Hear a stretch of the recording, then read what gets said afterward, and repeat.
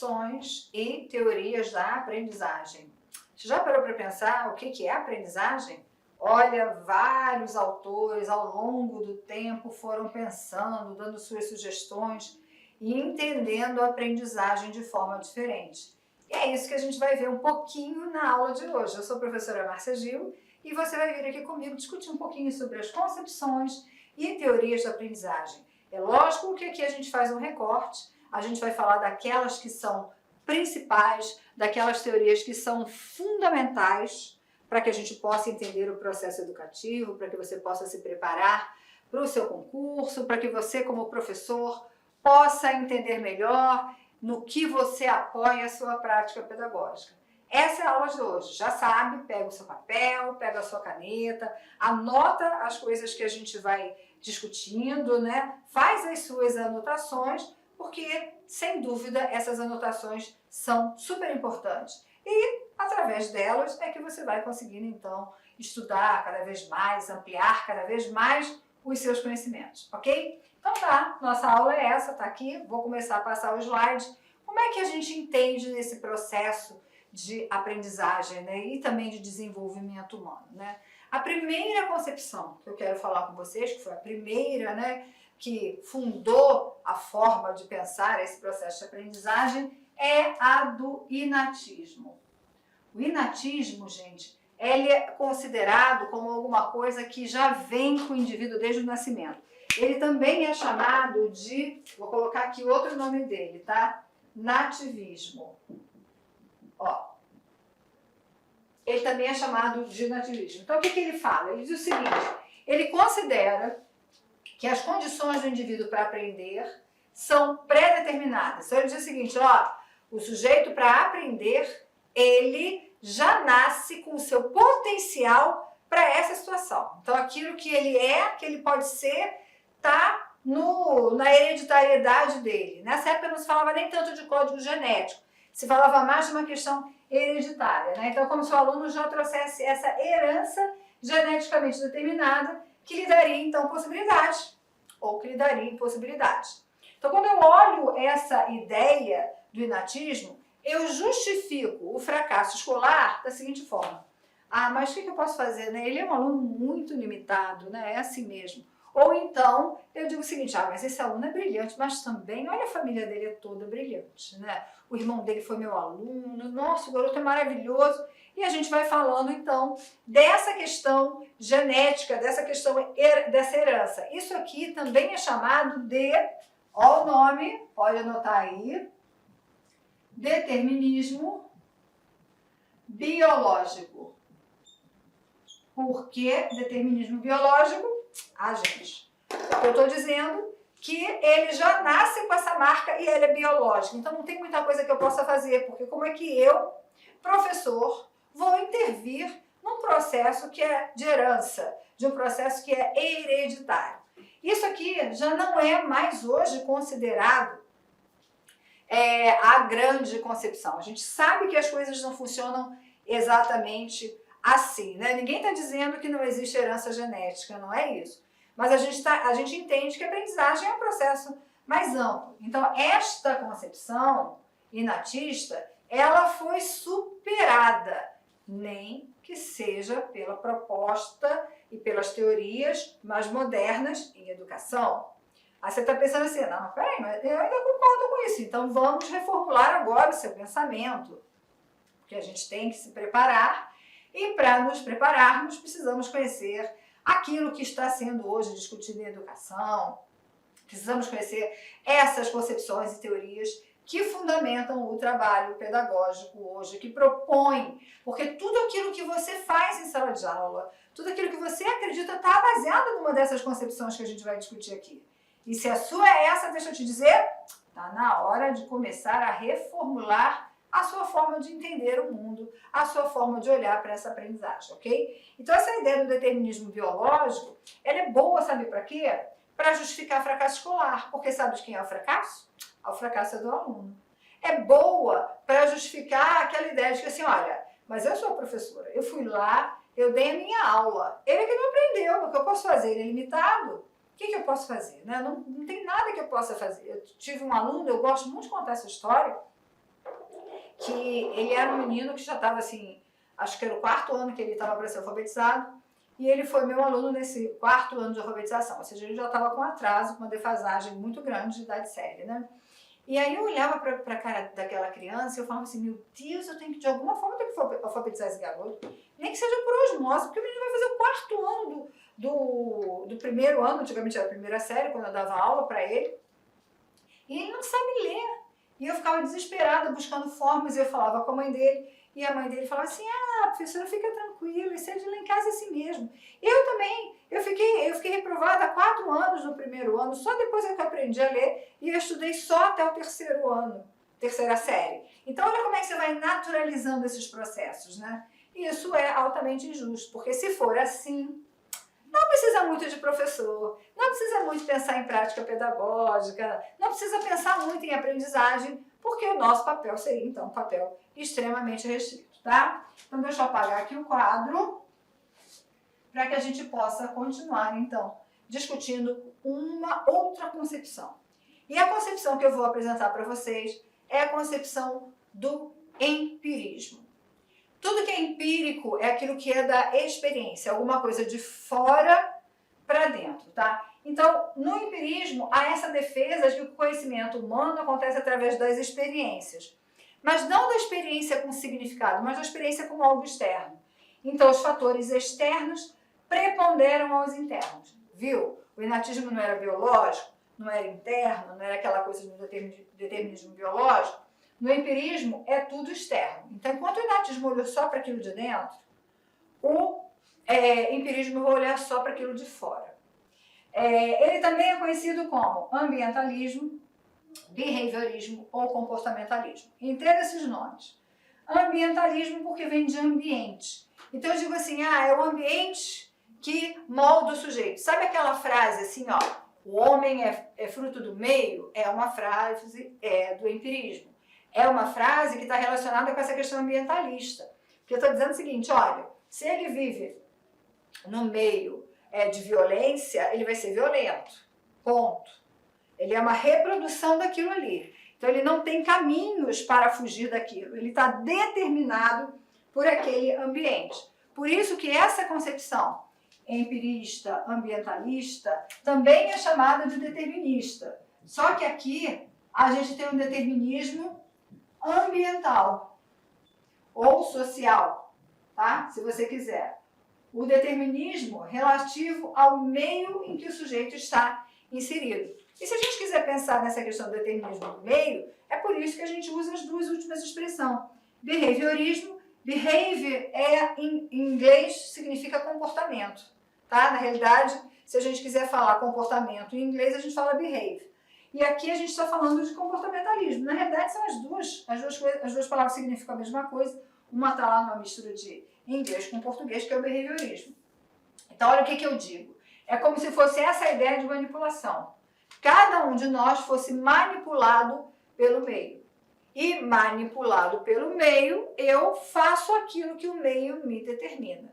Então, eu tiro toda a possibilidade de pensar no indivíduo, eu tiro toda a possibilidade de pensar que o indivíduo é um ser capaz de decisão de escolha, porque eu vou entender que esse indivíduo está o tempo inteiro sendo manipulado pelo ambiente e assim a aprendizagem acontece por essas manipulações. Então isso traz pra gente, na perspectiva da escola, uma coisa que também é assim, gente, ele não aprende, mas também, né, olha lá onde ele mora.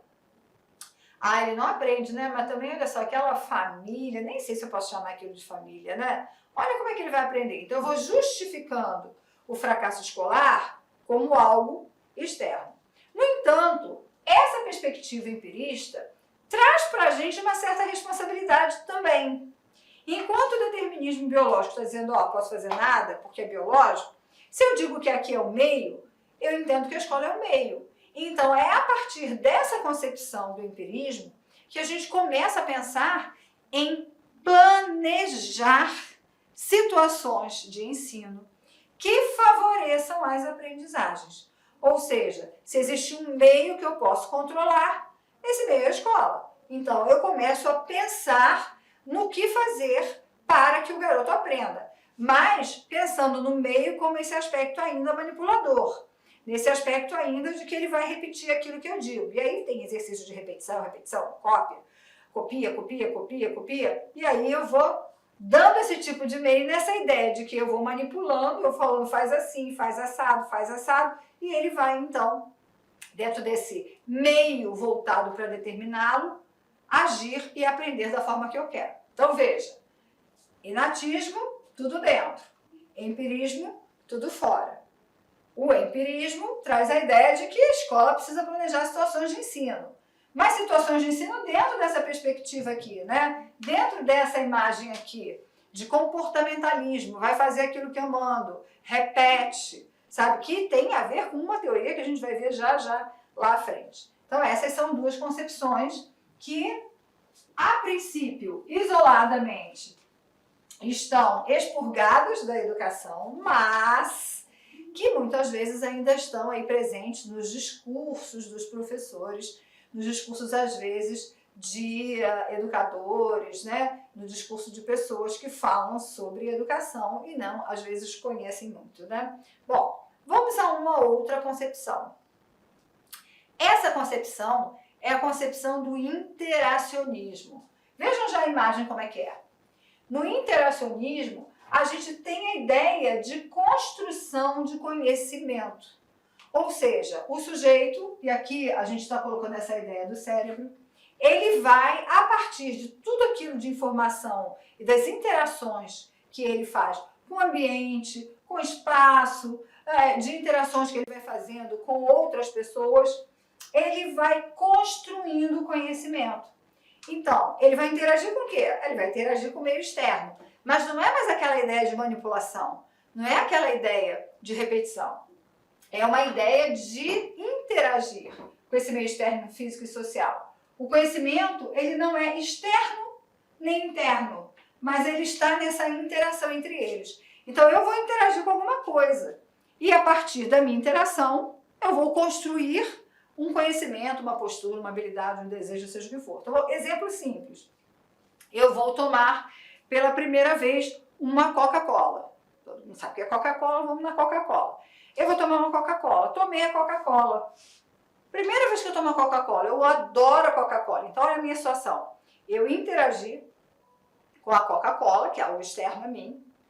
Essa interação me provocou alguma coisa. E o que me provocou, eu vou dizer que foi positivo ou que foi negativo. Se foi positivo, olha o que eu construí de conhecimento. Nossa, eu gosto de Coca-Cola. Coca-Cola é alguma coisa que eu vou tomar outras vezes. Se foi negativo, eu falo, olha, eu não gosto de Coca-Cola. Então, essa é a ideia da interação. Na interação, a gente tem um indivíduo que pensa, um indivíduo que escolhe, um indivíduo que se relaciona com as coisas ao redor dele. E não um indivíduo que repete. Não aquele indivíduo que, nessa situação da Coca-Cola, tomaria Coca-Cola porque alguém deu Coca-Cola e disse para ele que Coca-Cola é bom e ele vai continuar tomando Coca-Cola, Coca-Cola, Coca-Cola eternamente. Ok? Essa, então, é a ideia do interacionismo. Veja que, no interacionismo, a gente não apaga a ideia de que existem, sim, características hereditárias que cada sujeito traz. É lógico que existem. A gente hoje já tem descobertas sobre o código genético, né? A gente sabe que existe um código genético, mas a gente sabe também que esse próprio código pode ser modificado com as experiências, como ele se apresenta ao mundo pode ser modificado. Então a gente não está desconsiderando a questão biológica, nem está desconsiderando a importância do meio, porque afinal de contas, se eu estou dando o exemplo da Coca-Cola, ele só vai poder aprender sobre a Coca-Cola se no meio em que ele vive a Coca-Cola existir, senão ele não aprende. Mas é sempre por uma ação do sujeito, e não por uma ação de repetição, e não por uma ação de cópia, e não por uma ação que não envolveria esses processamentos da cognição no processo de aprendizagem.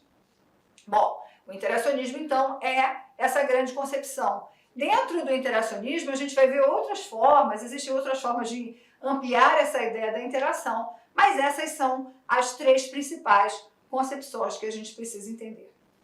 A partir dessas concepções, a gente começa, então, uma outra discussão, que é a discussão das teorias. Por que a gente faz isso nessa mesma aula? Porque cada uma dessas concepções, elas vão fundando teorias que se apoiam em algumas dessas ideias. Tá? Então, eu vou começar a trazer aqui aquelas teorias que mais impactam o cenário educativo, que mais trazem discussões na área da educação e que mais, na história da educação, mais se mostraram presentes, mas reverberaram e trouxeram impactos, inclusive nas práticas pedagógicas.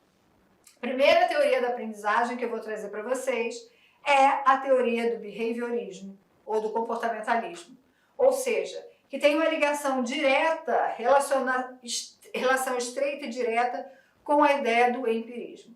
Vou começar do behaviorismo porque essa é uma teoria da aprendizagem que marcou durante muito tempo a educação, deu uma desaparecida, mas que agora vem retomando o cenário educativo com muita força. Então, o que é o behaviorismo? É uma teoria da aprendizagem que se centra apenas nos comportamentos que são objetivamente observáveis, negligenciando as atividades mentais. A aprendizagem é simplesmente definida como a aquisição de um novo comportamento. Olha, em educação, durante algum tempo a gente falava assim, comportamentos alcançados, sim ou não? Alcançou aquele comportamento e a gente ia vendo. A gente pensava assim, na passagem de um ano para o outro de escolaridade, quais são os comportamentos de saída que nós queremos que esse aluno tenha.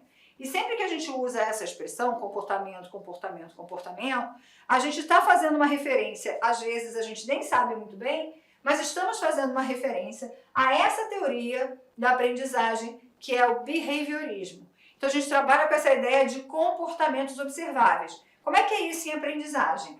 Bom, o menino não sabe escrever o nome. Aí eu pego o nome dele, coloco lá no papel e faço esse menino escrever o nome repetidas vezes. Ele vai, repete, repete, repete, uma hora ele vai vir com o nome escrito. Então o que eu observo? Eu observo que antes ele não sabia, mas agora eu observo que ele escreve. Então, para mim, o fato dele escrever o nome significa que ele aprendeu. Mas, se a gente quiser entender que o processo de escrita do nome é um processo muito maior do que um processo mecânico de cópia, a gente vai entender que existe uma lacuna nisso daí, né? Essa aprendizagem, será que foi aprendizagem ou será que foi meramente um treino?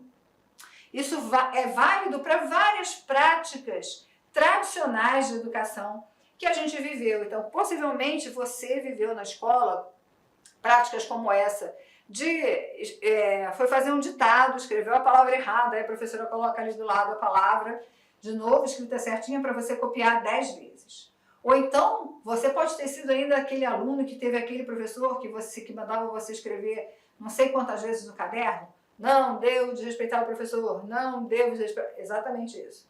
Essas práticas são práticas que são muito focadas nessa ideia da repetição, da repetição, da repetição. E como é que a gente faz para que o aluno queira fazer essa repetição? Como é que a gente faz para comprovar que essa teoria tem algum fundamento na visão behaviorista? A gente usa de alguma coisa que a gente chama de reforços. Pois é, o behaviorismo tem alguns princípios. O do condicionamento clássico e do condicionamento operante. O que é o condicionamento clássico? É o reflexo natural de resposta a um estímulo. Então, por exemplo, o condicionamento clássico vai dizer o seguinte para mim, que cada vez que tem uma trovoada no céu eu me encolho. Isso é clássico, tá? Então, é uma reação minha, tá? É uma resposta natural a um estímulo. Tá? Então, se cai água gelada no meu corpo, eu estremeço. É uma reação natural, isso vai me gerando um processo de condicionamento. O outro condicionamento é um condicionamento chamado de instrumental ou operante. E ele vai atuar, ele vai acontecer frente a um reforço que eu vou dando para aqueles comportamentos que eu considero comportamentos positivos. Então, por exemplo, na escola, os alunos mais comportados vão ganhar estrelinha. Ou coloca a estrelinha no peito ou faz aquele quadrinho de estrelinhas, né, para ver quem ganha mais estrelinhas. Isso é um reforçamento de comportamentos que eu considero interessantes. É um comportamento de regras e de valores, sim. Mas isso também se aplica em aprendizagem, quer ver? Olha, vou fazer aqui hoje perguntas. O aluno que acertar o maior número de perguntas vai ganhar um chocolate. Olha o reforço. O que acontece com o reforço? eu só reforço aqueles comportamentos que são considerados positivos. Os comportamentos que eu não considero positivos ou aqueles comportamentos que não me interessam, obviamente, não serão reforçados. Então, provas com notas, e aí você valoriza aquela nota, carimba a prova do garoto, faz aquela entrega de medalhas para os melhores alunos da escola. Essas são práticas de reforçamento, são práticas de condicionamento operante. Isso tudo aqui surge com o Skinner. Quem lembra de Skinner, né? Na verdade não surge exatamente com o Skinner, mas na educação Skinner é o principal autor, behaviorista, e Skinner fez aquela experiência com a caixa de ratos. Lembra disso? Vou retomar um pouquinho a caixa de ratos aqui para você. Então ele tinha lá uma caixa de ratos, onde ele planejava todo aquele ambiente. Lembra que eu falei que tinha relação com a questão do empirismo, do ambientalismo? Então, a caixa de ratos era totalmente planejada. Ela tinha os estímulos necessários para que o rato desse a resposta que Skinner queria. Para que o rato, dando essa resposta, tivesse uma recompensa e dessa forma fosse condicionado a ter aquele comportamento desejado. Então, o que era isso? Tinha uma caixa, essa caixa tinha um chão levemente eletrificado, que dava choquinho, tinha um comedouro e tinha uma alavanca. Então, olha o que ele queria. Ele queria que o rato aprendesse que ao tocar a alavanca, o comedouro encheria de comida e ele iria comer. Olha o que ele faz. Ele deixa um rato com fome. O rato estava morto de fome. E coloca o rato nessa caixa de Skinner, a caixa de ratos, né? Que é a caixa que ficou conhecida como caixa de Skinner.